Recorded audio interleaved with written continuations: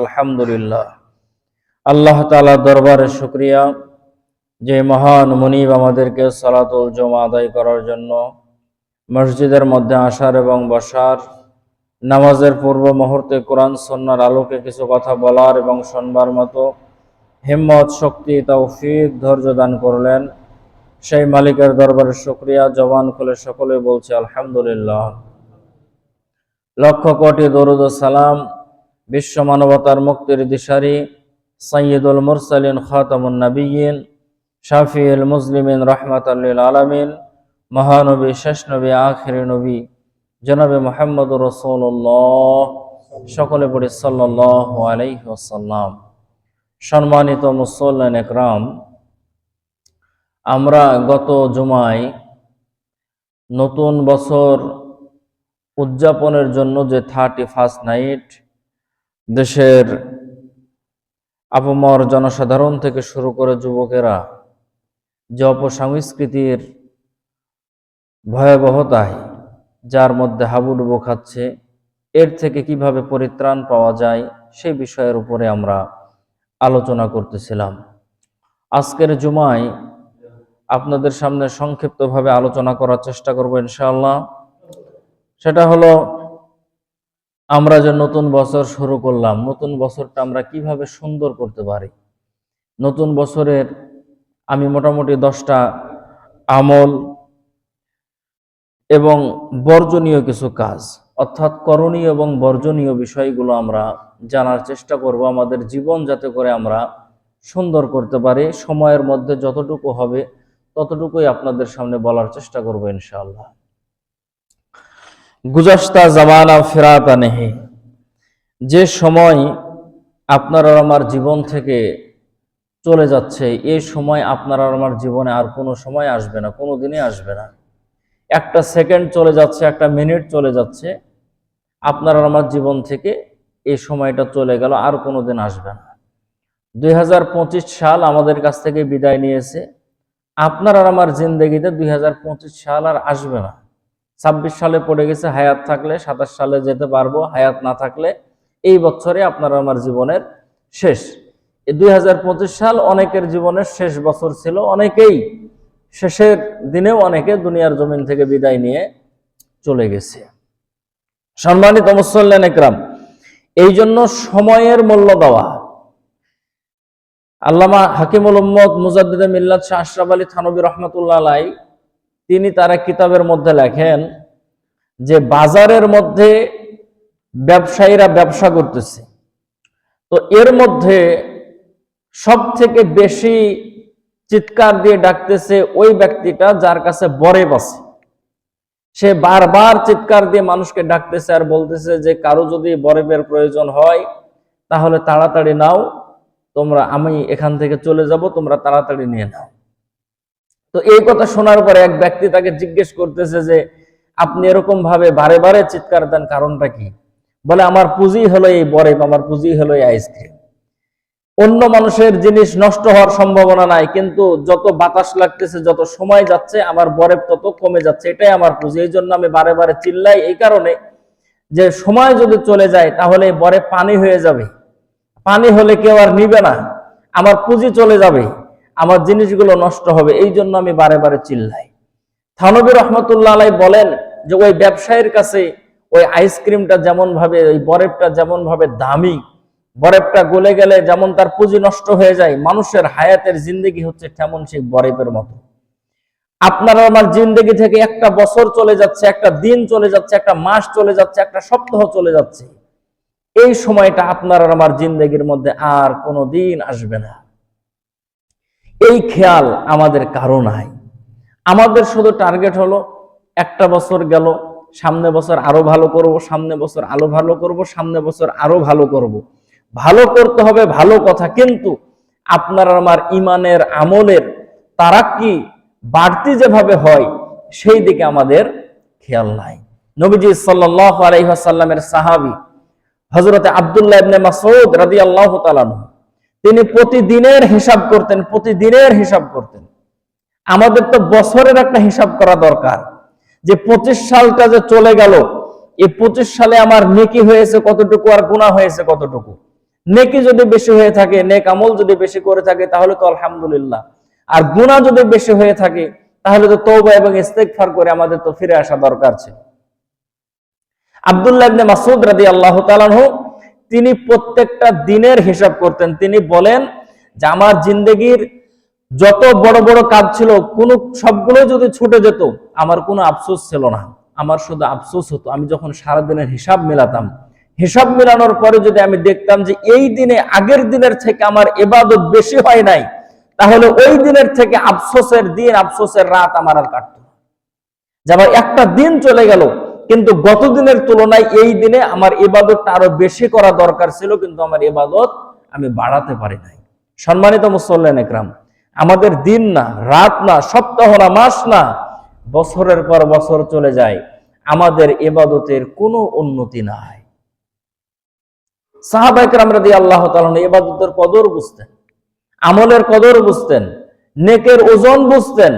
এই জন্য এই সমস্ত ইবাদত গুলো তারা প্রতিযোগিতা করত যে আমার ইবাদত যাতে সুন্দর হয়, আমার আমলগুলো যাতে সুন্দর হয়, আমি যাতে করে বেশি থেকে বেশি নেক আমল অর্জন করতে পারি। এই জন্য আমাদের সময়ের মূল্যায়ন করা, হিসাব করা। হাসান বসরি রহমাতুল্লাহ আলাইহি তিনি বলেন, তার এক উস্তাদের কথা তিনি বলেন যে আমার এক উস্তাদ ছিল, আমি তার কাছে যখন গেছি তখন আমি তাকে 4 কাজের কোনো এক কাজের মধ্যে দেখেছি। হয় সে নামাজ পড়তেছে, না হয় সে জিকির করতেছে, হয় সে নামাজের মধ্যে আছে, না হয় সে জিকিরের মধ্যে আছে, না হয় সে হাদিস লিখতেছে, না হয় সে হাদিস মানুষের কাছে বলতেছে। সম্মানিত মুসল্লিন একরাম, হাদিস লেখা, হাদিস পড়া, হাদিস মানুষের কাছে বলা, জিকির করা এবং নামাজ পড়া, এই 4 কাজের বাইরে অন্য কোন কাজের মধ্যে আমি তাকে যাওয়ার পরে পাই নাই। আমার উস্তাদের শেষ জীবন দশায় সে যখন মারা গেল তখন তাকে যাওয়ার পরে আমরা দেখি যে সে নামাজের সেজদারত অবস্থায় দুনিয়ার জমিন থেকে বিদায় নিয়েছে। সম্মানিত মুসল্লিন একরাম, আমাদের জিন্দেগির অনেক কাজ, কিন্তু সবকিছুর মূল্য আমরা বুঝি, কিন্তু নিজের কতটুকু মূল্য সেটাও জানি না, সময়ের যেটা দাম সেটাও আমরা মূল্যায়ন করতে জানি না। আবু ইউসুফ রহমতুল্লাহ আলাইহি, আবু ইউসুফ রহমতুল্লাহ আলাইহি এর নাম আমরা প্রায় সকলেই জানি। যিনি ছিলেন ভালো বিচারক, যাকে কাজীউল কুজাত বলা হয়। ইমাম ইউসুফ, আবু ইউসুফ রহমতুল্লাহ আলাইহি তিনার যখন সন্তান মারা যায়, তাকে লোকজন আসার পরে বলল যে আপনার সন্তান মারা গেছে, জানাজার সময় ঠিক করা হয়েছে, আপনি সব সময় হাদিস গবেষণা নিয়ে বসে থাকেন, আপনি চলেন আপনার সন্তানের জানাজায়। তিনি বললেন যে না, কিছুক্ষণ পরে ইমাম আবু হানিফা রহমতুল্লাহ আলাইহির ক্লাস আছে, আমার সন্তানের আফসোস 2-1 দিন পরে মিটে যাবে, কিন্তু আবু হানিফা রহমতুল্লাহ আলাইহির ক্লাসে বসলে আমি যে উপকৃত হব, এটা যদি ছুটে যায় আমার জীবনে আফসোস শেষ হবে না। তিনি সন্তানের জানাজাত থেকে হাদিস অধ্যয়ন করা, মাসালা অধ্যয়ন করা, এটাকে তিনি প্রাধান্য দিয়েছেন। তিনি নিজের শেষ জিন্দেগিতে আসার পরে তার এক ছাত্র বলেন যে আমার উস্তাদ আবু ইউসুফ রহমতুল্লাহ আলাইহি অসুস্থ, তাকে দেখার জন্য আমি গেছি। তার কখনো জ্ঞান আছে, কখনো জ্ঞান নাই, কখনো হুঁশে আসে, কখনো হুঁশ হারিয়ে ফেলে। এমত অবস্থায় তার যখন হুঁশ এসেছে, তা আমাকে দেখার পরে বলতেছেন যে ইব্রাহিম, এই মাসালার ব্যাপারে তোমার মতামতটা কি? ওনার ছাত্র বলেন যে আমি আশ্চর্য হয়ে গেলাম, আমি এত দূর রাস্তা সফর করে এসেছি, আমাকে তো দেখার পরে বলার কথা ছিল যে কোথায় কখন আসলা, নাস্তা হয়েছে কিনা, খাওয়া দাওয়া হয়েছে কিনা, আসতে পথে ঘাটে কোনো সমস্যা হয়েছে কিনা, বা কেমন আছে, আমার কোনো খোঁজ খবর নেওয়া বাদ দিয়ে জিজ্ঞেস করলো যে ইব্রাহিম, এই মাসালার ব্যাপারে তোমার মতামত কি? তো ওনার ছাত্র বলেন যে আমি বললাম যে হুজুর, এই সময় কি মাসআলা বলার কথা? আপনার কি অবস্থা চলতেছে? এ সময় মাসালা ইস্তেমবাদ করার সময় না, মাসালা বলার সময় না। তিনি বললেন যে দেখো, সময় তো শেষ হয়ে যাচ্ছে, মারা তো যাব দুনিয়ার জমিন থেকে, কোনো না কোনো সময় তো চলে যাব, কিন্তু একটা মাসালা যদি আমি দুনিয়ার মানুষের কাছে দিয়ে দিতে পারি তাহলে হাজার হাজার মানুষ এই মাসালা থেকে উপকৃত হবে। তাদের জিন্দেগিটা কেমন ছিল আর আমাদের জিন্দেগিটা কেমন? বছরের পর বছর চলে যাচ্ছে, আমাদের ইমানের অবস্থা যা ছিল তাই আছে, আমলের অবস্থা যা ছিল তাই আছে, কোনো কিছুতে আমরা সামনের দিকে আগাইতে পারি না। সম্মানিত মুসল্লিন একরাম, এই জন্য কয়েকটা আমলের কথা বলবো আপনাদেরকে, এই আমলগুলো করার আমরা চেষ্টা করবো ইনশাআল্লাহ। 1 নাম্বার, আত্মসমালোচনা করা। মানুষের সমালোচনা না, নিজের আত্মসমালোচনা করা, যে বিগত একটা বছরে আমি কতটুকু নেক আমল করেছি, কতটুকু গুনাহ করেছি। নেকি যদি বেশি হয়ে থাকে তাহলে আলহামদুলিল্লাহ, আর গুনাহ যদি বেশি হয়ে থাকে তাহলে ফিরে এসে মালিকের কাছে আত্মসমর্পণ করতে হবে। নিজের আত্মসমালোচনা করা, নিজে কতটুকু ভালো কাজ করলাম, কতটুকু খারাপ কাজ করলাম, আখেরাতের প্রস্তুতি আমি কতটুকু নিতে পেরেছি। এই একটা বছরে তো অনেক মানুষ দুনিয়ার জমিন থেকে বিদায় নিয়ে চলে গেল, এমনও তো হতে পারতো যে এই বছরটা আমার আপনার জীবনেরও শেষ বছর হতে পারত। কিন্তু রব্বুল আলামিন যে আবার মেহেরবানি করে আরো একটা নতুন বছরে যাওয়ার মতো আল্লাহ তাআলা সুযোগ করে দিয়েছেন, তাহলে গত বছরের থেকে এই বছরটার আমল আরো বেশি সুন্দর করা, আখিরাতকে আরো বেশি সুন্দর করা, আমার কবরটাকে যেন আল্লাহ তাআলা যেন সুন্দর করে দেন, জান্নাতটা যেন আরো বেশি সুন্দর হয়, এই ফিকির আমার আপনার অন্তরের মধ্যে থাকা। এজন্য আত্মসমালোচনা করা। মানুষের সমালোচনা করতে ভালো লাগে, কিন্তু আত্মসমালোচনা করা এটা হলো সাহাবীদের খাসলত, এটা হলো নবীদের খাসলত। নিজের আত্মসমালোচনা করা, নিজের কতটুকু দোষ, নিজের কতটুকু গুণ, এই দিকে খেয়াল রাখা, এটা ভালো মানুষের খাসলত। আর মানুষের সমালোচনা করা এটা খারাপ মানুষের খাসলত। কিন্তু মানুষের সমালোচনা করতে আমাদের ভালো লাগে, আত্মসমালোচনা করতে আমাদের ভালো লাগে না। সম্মানিত মুসল্লিন একরাম, এই জন্য আত্মসমালোচনা করা। ওই যে একটা সাহাবীর কথা বললাম, সে প্রতিদিন নিজের আত্মসমালোচনা, এটাই যে আমার সারাদিনে কতটুকু ভালো কাজ হলো, কতটুকু খারাপ কাজ হলো। ভালো কাজ হলে তো আলহামদুলিল্লাহ, খারাপ কাজ হয়ে থাকলে তওবা করে ফিরে আসতে হবে। সম্মানিত মুসল্লিন একরাম, তাহলে 1 নাম্বার মুবাহাসা করা, অর্থাৎ আত্মসমালোচনা করা, আখিরাতের প্রস্তুতি আল্লাহ তাআলা আমাদেরকে নেওয়ার মতো তৌফিক দান করুন, বলেন আমিন। 2 নাম্বার, আন্তরিকভাবে তওবা এবং ইস্তেগফার করা। আমাদের জিন্দেগির মধ্যে তো এমন কোন সময় আমরা পার করি না যে সময় আমরা আল্লাহ তাআলার নাফরমানি করি না। জিন্দেগির সেকেন্ডে সেকেন্ডে, মুহূর্তে মুহূর্তে আমরা আল্লাহ তাআলার হুকুম অমান্য করি, আমরা নাফরমানি করি। এই জন্য আমাদেরকে তওবা করতে হবে, ইস্তেগফার করতে হবে। মানুষ যদি তওবা এবং ইস্তেগফার, তওবা গুনাহ থেকে ফিরে আসা, এই গুনাহ আর করব না, এটা প্রতিজ্ঞা করা। ইস্তেগফার কমপক্ষে আস্তাগফিরুল্লাহ সুন্দরভাবে আল্লাহ তাআলার কাছে বলা যে মালিক আমি গুনাহ করব না, ইস্তেগফার বেশি বেশি পাঠ করা।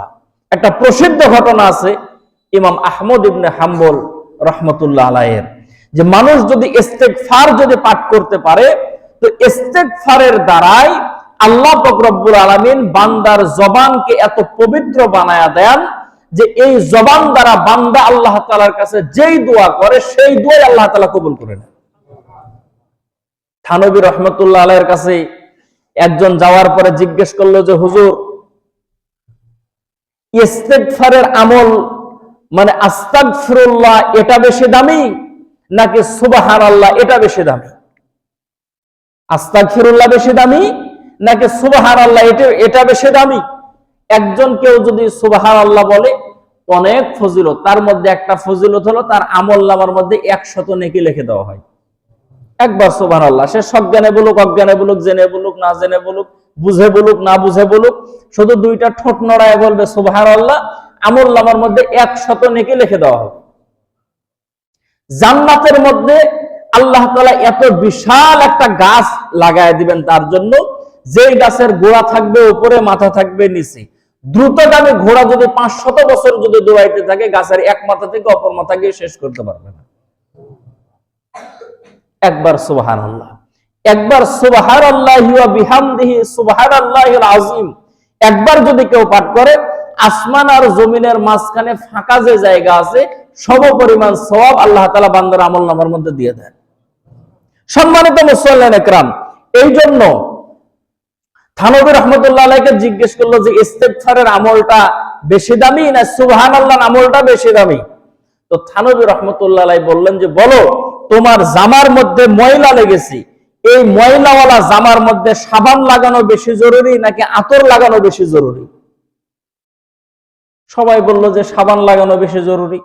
সাধারণ জ্ঞানের কথা, আকলের কথা এটাই, জামার মধ্যে ময়লা যদি লাগে তাহলে সাবান লাগানো বেশি জরুরি আতরের চাইতে।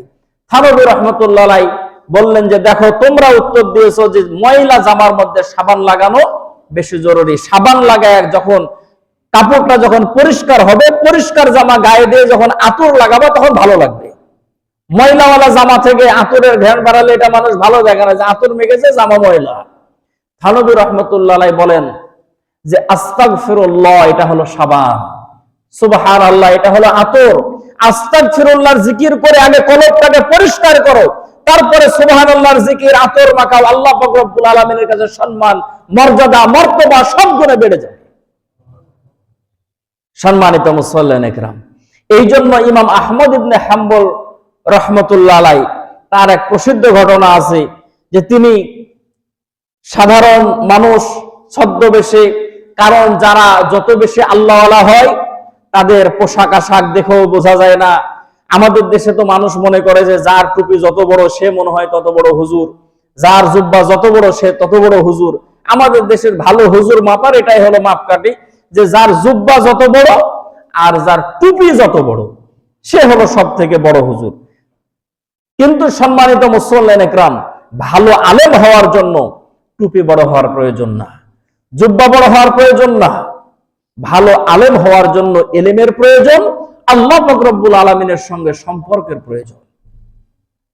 আমাদের বাংলাদেশের জাতীয় মসজিদের যিনি খতিব আছেন মুফতি আব্দুল মালিক সাহেব দামাত বারাকাতুহু, বাংলাদেশের এই জাতীয় মসজিদের খতিব হওয়ার পরে অনেকে চিনেছে, আর এই 31 তারিখে জানাজা হওয়ার পরে এখন সারা বাংলাদেশ সহ বিভিন্ন সব দেশের মানুষ এখন চিনেছে আলহামদুলিল্লাহ। কিন্তু উনি আব্দুল মালিক সাহেব সারা বিশ্বের মধ্যে যতগুলো নাম করা আলেম আছে তার মধ্যে একজন আমাদের বাংলাদেশের সন্তান মুফতি আব্দুল মালিক সাহেব।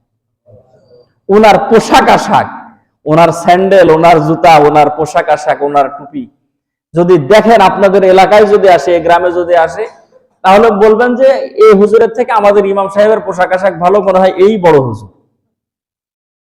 এত সাধারণ ভাবে চলাফেরা করে। আল্লাহওয়ালাদের সুরতি এরকমই হয়। সম্মানিত মুসল্লিন ইকরাম, তার লিখিত কিতাব অনেক দেশে মাদ্রাসার পাঠ্য বইয়ের পড়ানো হয়, মাদ্রাসায় ক্লাসের বই পড়ানো হয়। কিন্তু আমাদের দেশের মধ্যে এত বড় সম্পদ আমরা অনেকেই চিনি না। আমরা ওই যে বললাম, যার জুব্বা যত বড় আর যার টুপি যত বড়, টুপির ভিতর যার 3 কেজি 3.5 কেজি মতো চাইল আটে, এরকম টুপি যদি মাথা দিতে পারে তাহলে বোঝা যাবে যে বিশাল বড় মাপের হুজুর। সম্মানিত মুসল্লিন ইকরাম, এই জন্য আহমদ ইবনে হাম্বল রহমতুল্লাহ আলাই সাদা মাটা মানুষ, রাস্তা দিয়ে যায়, এশার আজান হলো, মসজিদের মধ্যে নামাজ আদায় করলো।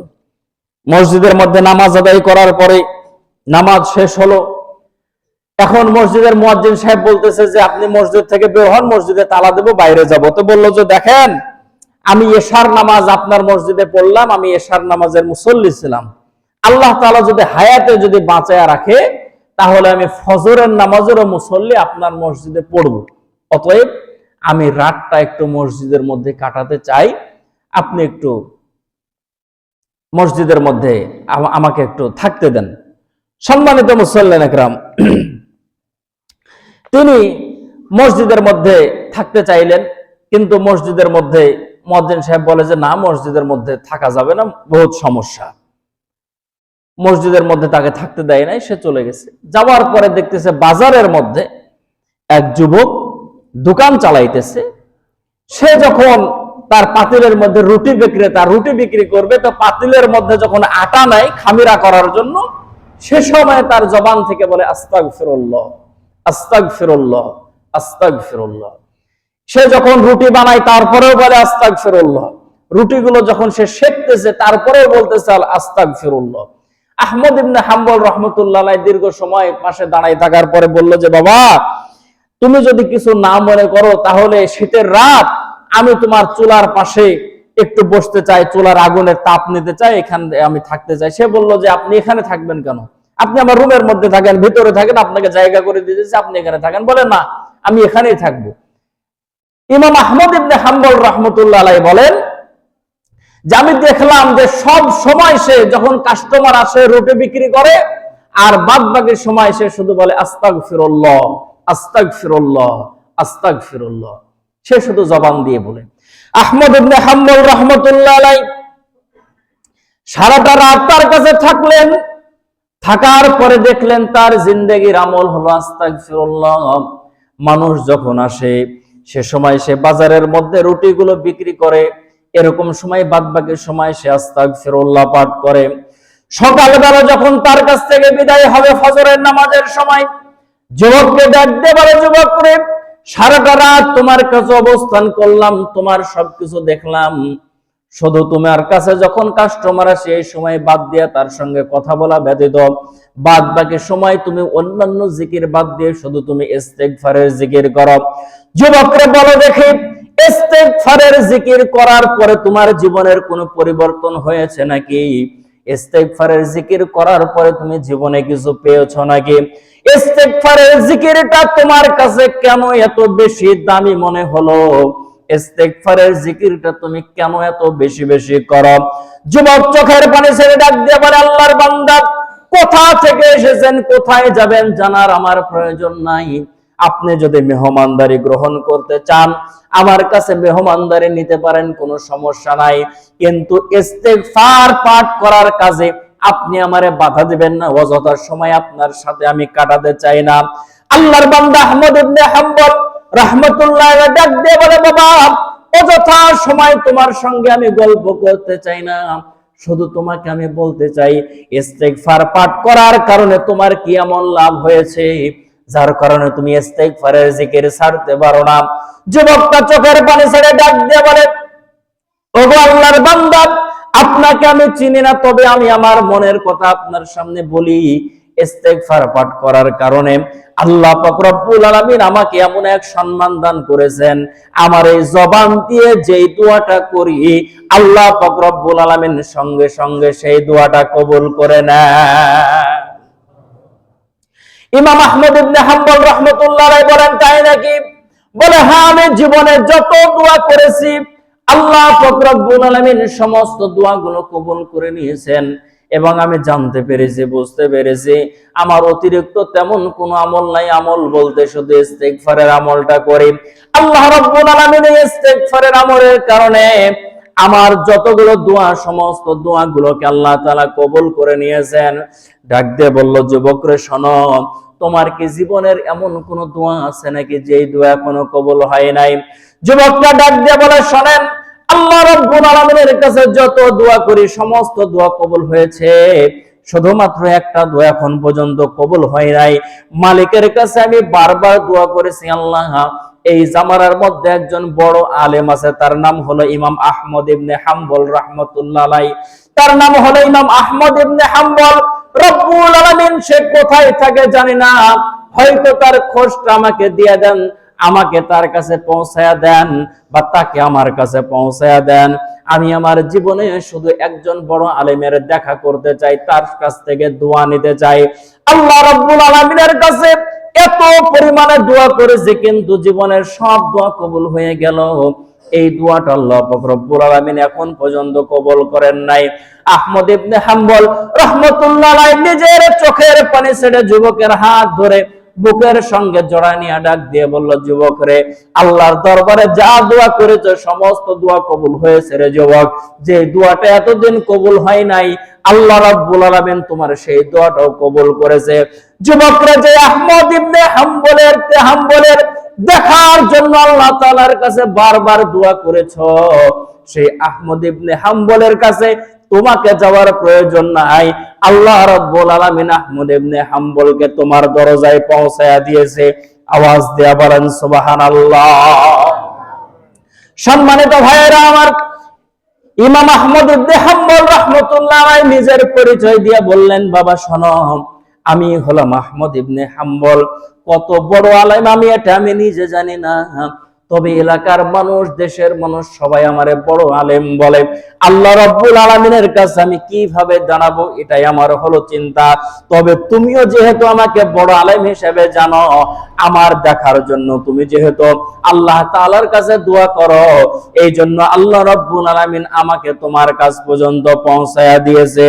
সম্মানিত ভাইরা আমার, এই জন্য বিগত একটা বছর আপনারা আমার জিন্দেগির মধ্যে যত অন্যায় করেছি, যত পাপ করেছি, আমার ভাইয়েরা নিজের জিন্দেগির মধ্যে যত গুনাহ, যত অপরাধ, যত পাপ আছে, চোখ দুইটা যদি বন্ধ করি, বিগত এক বছর কেন 30 বছর আগে, 45 বছর আগে আমি আর আপনি কি অন্যায় করেছি, অপরাধ করেছি, চোখ দুইটা বন্ধ করতে দেরি হবে, কিন্তু আমাদের গুনার কথাগুলো স্মরণ হতে দেরি হবে না। এই সমস্ত গুনার কথাগুলো স্মরণ করে নত যেন হয়ে মালিকের কাছে 2 ফোঁটা চোখের পানি ছেড়ে দিয়ে আল্লাহ তাআলার কাছে বলতে হবে, মালিক, জীবনে যত ভুল করেছি, জীবনে যত গুনাহ করেছি, জীবনে যত অন্যায় করেছে, জীবনে যত অপরাধ করেছে, রব্বুল আলামিন জীবনের গুনাহগুলোকে আপনি মাফ করে দেন। বিগত বছর তো চলে গেছে, সময়গুলো তো চলে গেছে আল্লাহ, এই সময়গুলো আমার জীবনে আর আসবে না, আপনাদের জীবনে আর আসবে না, আমাদের জীবনে এই সময়গুলো আর আসবে না।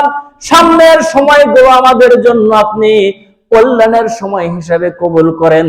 প্রত্যেকটা সময়ের কদর করা চাই।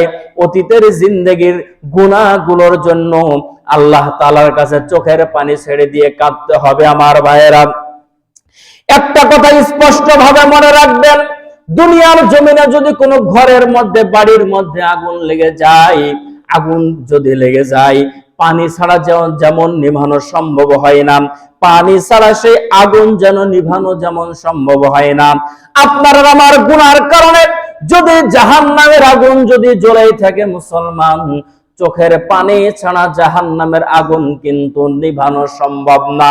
তবে থানবী রাহমাতুল্লাহ আলাইহি বলেন, আল্লাহর নবী সাল্লাল্লাহু আলাইহি ওয়াসাল্লাম হাদিস শরীফের মধ্যে জানিয়েছেন, আল্লাহ রাব্বুল আলামিন কোরআনুল কারীমের মধ্যে জানান, আল্লাহ পাক রব্বুল আলামিন ডাক দিয়ে বলেন, দুনিয়ার মানুষেরা রে শোনো, নবীজিকে ডাক দিয়ে বলেন, নবীজি আপনার উম্মতের কাছে ডাক দিয়ে বলেন, আপনার উম্মতের জিন্দেগির মধ্যে কতগুলো গুনাহ আছে, আকাশের দিকে তাকায় বলেন, আকাশের মধ্যে যতগুলো নক্ষত্র আছে, সমুদ্রের দিকে তাকায় দেখেন, সমুদ্রের মধ্যে যতগুলো পানি আর ফেনা আছে, মরুভূমির দিকে তাকায় দেখেন যতগুলো বালি আছে, সম পরিমাণ গুনাহ যদি কোনো বান্দার আমলনামার মধ্যে থাকে, আপনার কোন উম্মতের আমলনামার মধ্যে থাকে, তারা শুধু তওবা করবে, ইস্তেগফার করবে, দুইখানা হাত তুলে আমি আল্লাহ রাব্বুল আলামিনের কাছে বলবে, মালিক, জীবনের গুনাহ থেকে মাফ চাই, আপনি আমারে মাফ করে দেন।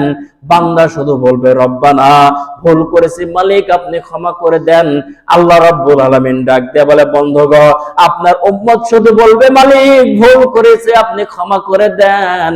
আমি আল্লাহ রাব্বুল আলামিন রহমত নিয়ে বান্দার সামনে হাজির হইয়া বলবো, বান্দারে, আর চোখের পানি ছাড়ার প্রয়োজন নাই রে বান্দা, তুমি যেহেতু ভুল স্বীকার করেছো, আমি আল্লাহ জিন্দেগির গুনাহগুলোকে মাফ করে দিলাম। বলেন সুবহানাল্লাহ। সম্মানিত মুসলমান একরাম, খেয়াল রাখবেন, আপনি আর আমি যে পোশাক ব্যবহার করি, পোশাকের মধ্যে যখন ময়লা হয়ে যায়, একটা পোশাক পরিষ্কার করার জন্য 1 বালতি পানির প্রয়োজন হয়, কিন্তু 7 দিনের ময়লা একটা জামা যদি 3 দিন পরে, 7 দিন পরে, 7 দিনের ময়লা পরিষ্কার করার জন্য কমপক্ষে 1 বালতি পানির প্রয়োজন হয়।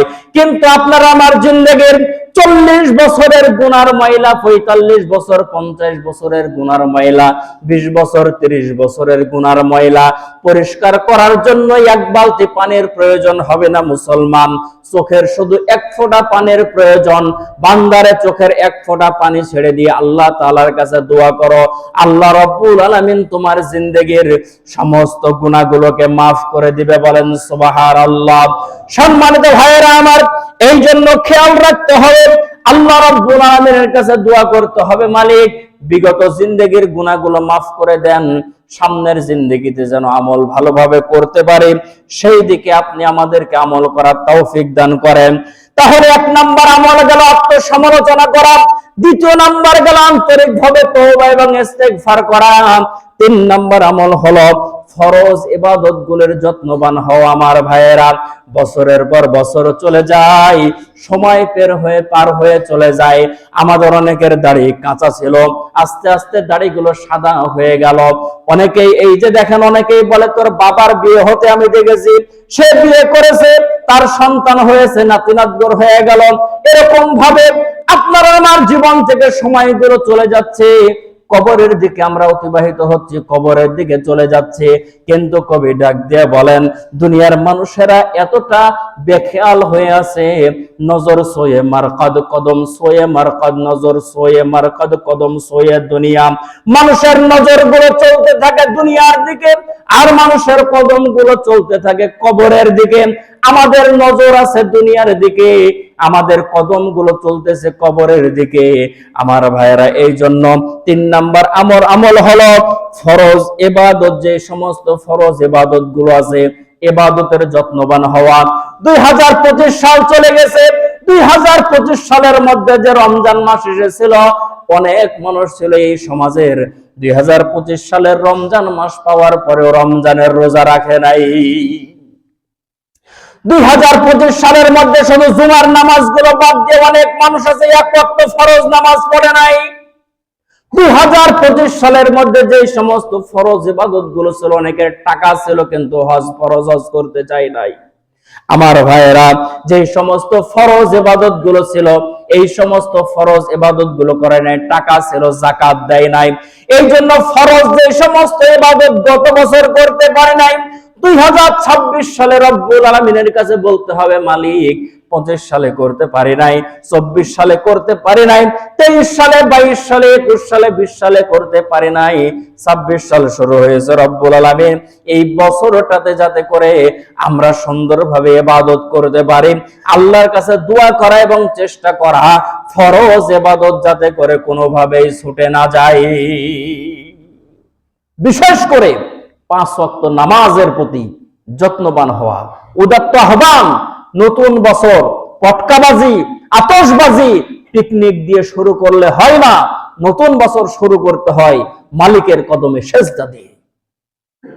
এই জন্য আপনাদের কাছে উদাত্ত আহ্বান থাকবে, এই বছরে আসার পরে মালিকের কাছে তওবা করে ফিরে আসবো। মালিক, গত বছর ঠিকভাবে নামাজ পড়তে পারি নাই, এই বছর এক ওয়াক্ত নামাজও কাজা করব না, এক ওয়াক্ত নামাজও ছাড়বো না, ফরজ যে সমস্ত বিধানগুলো আছে ছাড়বো না, ফরজ বিধানের প্রতি যত্নবান হব, ফরজ নামাজ পড়ব।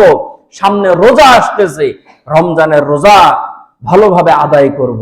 এই হবে আপনার আমার জীবনের পণ এবং প্রতিজ্ঞা। সম্মানিত মুসল্লিন একরাম, এই যদি পণ এবং প্রতিজ্ঞা করতে পারি, শপথ গ্রহণ যদি করতে পারি, জীবন সুন্দর হবে, বছরটা সুন্দর হবে।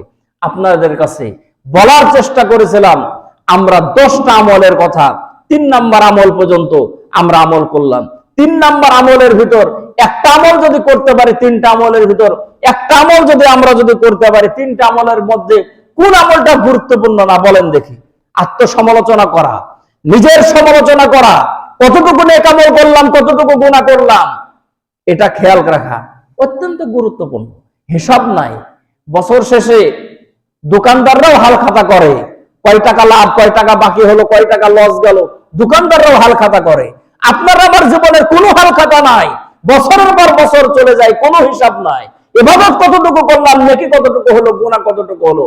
হযরত আলী রাদিয়াল্লাহু তাআলা এর একটা চমৎকার কথা আছে, ওরে বান্দা, চোখ দুইটা বন্ধ করে তোমার মন যদি বলে তুমি জান্নাতি, আসলে তুমি জান্নাতি।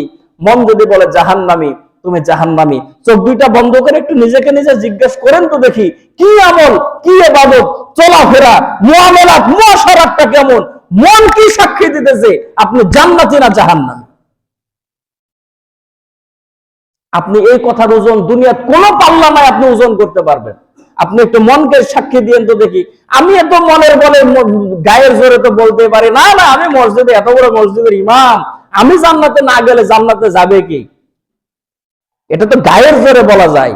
নিরিবিলি একাই চোখ বন্ধ করে ভাবতে হবে আমার লেনদেন কি, আমার আমল কি, আমি যতটুকু বক্তব্য দিই ততটুকু নিজে আমল করতে পারি কিনা, আমার চলাফেরা কতটুকু কি, এটা আমি যদি হিসাব করি, আমার মন সাক্ষী দেবে যে বান্দা তুমি জান্নাতে যাবে না জাহান্নামে যাবে। হযরত আলী রাদিয়াল্লাহু তাআলা আনহু বলেছেন যে দুনিয়ার কারো কাছে সাক্ষী নেওয়ার প্রয়োজন নাই, তুমি একটু মনে মনে একটু বলো তো দেখি যে হে মন, তোর যে ইবাদত, তোর যে আমল, আসলে বল তো দেখি তোর যে চলাফেরা, তুই জান্নাতে যাবি না জাহান্নামে যাবি? আজকের জুমা থেকে বাড়িতে রাত্রে একা একা একটু চিন্তা করবেন যে হে মন, আমি জান্নাতে যাব না জাহান্নামে যাব। আপনার মন যদি ফ্রেশ হয়, আপনার মন উত্তর দেবে অবশ্যই আপনি জান্নাতে না জাহান্নামে যাবেন। গায়ের জোরে বললে হবে না, আপনার মন কি সাক্ষী দেয় কাউকে বলার দরকার নাই। আপনার মনের উত্তরটা আপনি শুধু নেবেন। মন যদি বলে না, তোর চলা হলো 2 নাম্বারই আর 6 নাম্বার, তাহলে শুধরানোর অবশ্যই দরকার। এটাই হলো আত্মসমালোচনা। আমার মন যদি আমাকে জান্নাতি বলে সাক্ষী না দেয়, তাহলে মরার পর জান্নাতের আশা আমি কিভাবে করে বলেন? আর আমার যদি ইবাদত যদি সুন্দর হয়, হযরত ওমর রাদিয়াল্লাহু তাআলা আনহু বলতেন যে আমার ভয় হয় মালিক যদি একজনকে যদি বলে যে দুনিয়ার সবাই জান্নাতি, একজন জাহান্নামী, আমার ভয় হয় না জানি সেই মানুষটা আমি ওমর হয়ে যাই। আবার যদি বলে যে দুনিয়ার সবাই জাহান্নামী, একজন জান্নাতি, আমি আশাবাদী ওমর, যে মনে হয় আল্লাহ তাআলা সেই এক ব্যক্তিটা আমাকেই বলবে যে তুমি জান্নাতের মধ্যে যাও। আপনার আমার জিন্দেগিটা কি? আমার কি মন সাক্ষী দেয় আমি জান্নাতে যাব? তাহলে আত্মসমালোচনা করা। আমার মন যদি বলে যে মন তুই জাহান্নামী, তাহলে জান্নাতের দিকে অবশ্যই আসতে হবে। আর 2 নাম্বার বললাম আন্তরিকভাবে তওবা এবং ইস্তেগফার করে ফিরে আসতে হবে। 3 নাম্বার হলো ফরজ যে সমস্ত ইবাদতগুলো আছে সেই দিকে গুরুত্বের সাথে দেখা, বিশেষ করে 5 ওয়াক্ত নামাজ গুরুত্বের সাথে আদায় করা। 5 ওয়াক্ত নামাজ মানুষ পড়া তো দূরের কথা, এই শীতের সময় মানুষ এখন জুমার নামাজে আসতে অলসতা করে। আজকে মোটামুটি 5-7 মিনিট পরে আমি জুমার আলোচনা শুরু করলাম, মানুষের উপস্থিতি কম। অনেক সময় দেখি যে মানুষ দুকাতার ভর্তি হয়েছে, এখন দেখি মানুষের উপস্থিতি কম। তাহলে 3টা মানুষের সামনে আমি কি বক্তব্য দিব বলেন দেখি? এই জন্য 5-7 মিনিট পরে আজকে জুমার আলোচনা শুরু করেছি। এই জন্য উদাত্ত আহ্বান জানাবো 5 ওয়াক্ত নামাজের প্রতি আমরা গুরুত্ববান হবো ইনশাআল্লাহ। আল্লাহ পাক রব্বুল আলামিন ভুল এবং ত্রুটিগুলো মাফ করে সহিহ এবং সঠিক কথাগুলো অনুযায়ী আমল করার তৌফিক দান করুন, বলেন আমিন।